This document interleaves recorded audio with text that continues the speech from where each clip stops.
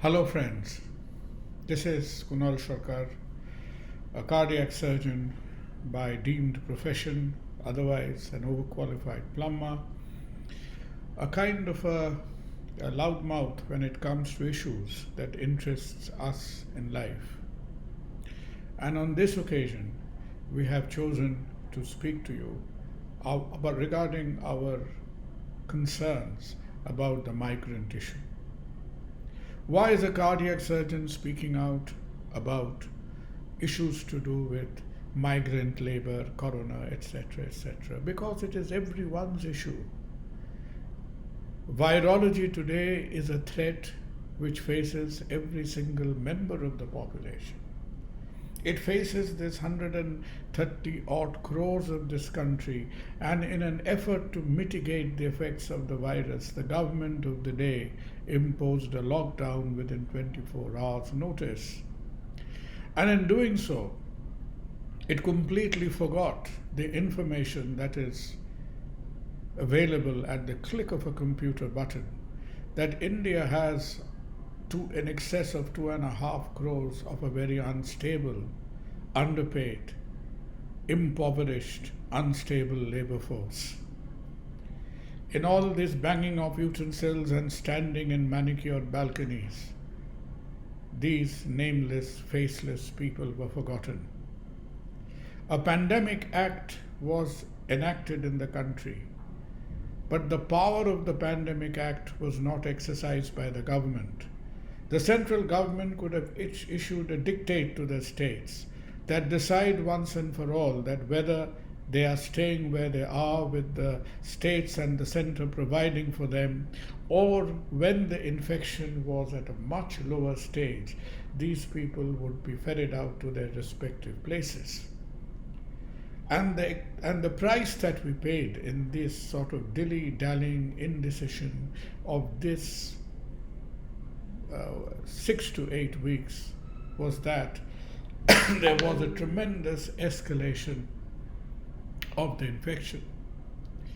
So at a time when the infectivity rate in the country increased exponentially, at that height of infection, in the middle of intense political slugging matches, a screaming rail minister, a blame game between the center and the states, lakhs and lakhs of these migrants, so-called migrants. I still haven't understood how is an Indian migrant in India.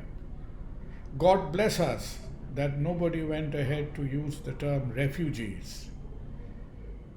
Perhaps we've used it far too much during the partition phase. So forget about the constitution for the time being. So amongst the political arm twisting, a furious railway minister, if you get food, you don't get water, you choose between one and the other. If you use the toilet, then you can't have some other facility. Under that draconian situations, these people were packed up like animals and ferried across. If this whole thing was done a month before, they would have paid for their own tickets. They would have been a civilized group of people who contribute 10% to India's GDP. And not only the magnitude of the human disrespect, but when these people were coming to places like Bengal, Bihar, Orissa, wherever, from places like Maharashtra especially, where infectivity has reached uncontrolled levels, they were identified as vectors. We completely denuded. We did not just denuded them of all human dignity. From being a person, they became a vector. And this tremendously stigmatized the disease in the societies all around. So in those villages, in those Mufasal areas where these people went, do we ever expect that people who got the symptoms, a cough and a fever, would actually come out and report to the healthcare workers that this is our problem today, because such has been the supreme and the murderous extent of this stigmatization? What a pity. Hopefully, somehow, through some hodgepodge, through some patchwork sort of screening, etc., the way the Indian population has struggled through the crisis, not because of the government, but in spite of the government, that somehow we will make our ends meet.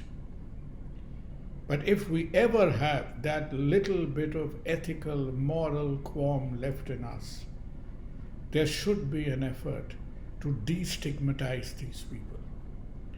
Instead of broadcasting those mindless, hurried messages at the beginning and end of your mobile phone ringtones that nobody on earth can remember, the flurry of numbers that are recited to you over a few seconds.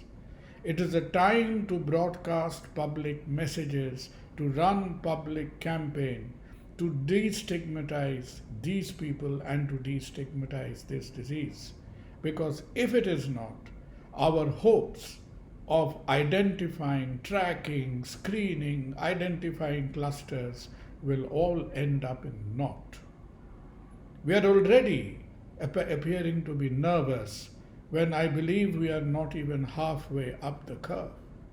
So where will we land ourselves if, because of inadequate testing, because of stigmatization, because of people escaping from quarantines, because of lakhs more people who are waiting to be ferried around in the height of infectivity, where will we land ourselves within the period of next 2 to 4 weeks? Along with efficient disease control, we have to view human beings as human beings. So it is our ardent appeal to all concerned that enough damage has been done. India is the only major country in the world where the Corona program has been led by people from every walk of life, from IAS officers, from people from law and order, from police commissioners, from the Home Department, from management consultants in the United States, retired chest physicians, retired pediatricians, but we have not been able to identify one epidemiologist who will lead India's campaign today. And this is happening in an era when probably 10 out of the 20 leading epidemiologists of the world are Indians. Strange are the ways of the world. So let us end with a quote from Samuel Taylor Coleridge, who once said, "Water, water everywhere, and not a drop to drink." Let wisdom prevail. Return the human dignity to these people and make India's Corona campaign worthwhile. Salvage whatever is there left to be salvaged. Thank you. Like, share, subscribe, and press the bell icon to never miss a video from News Sense.